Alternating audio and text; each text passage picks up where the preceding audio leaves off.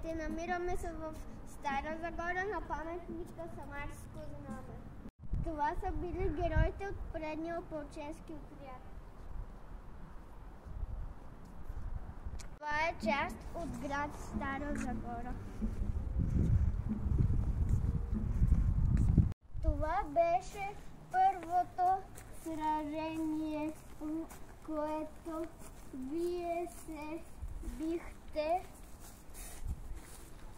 врага и веднага се показахте такива герои,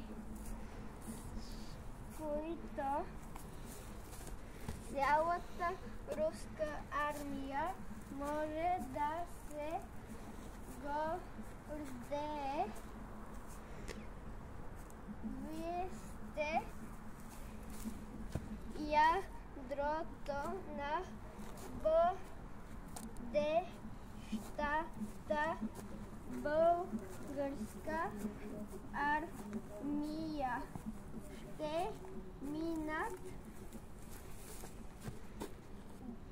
години и тази армия гордост се казва.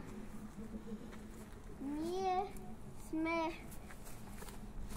потомци на славните защитници на Стара Загора. И заповед на генерал Гурко до предния отряд 31 юли 12 август 1877 година.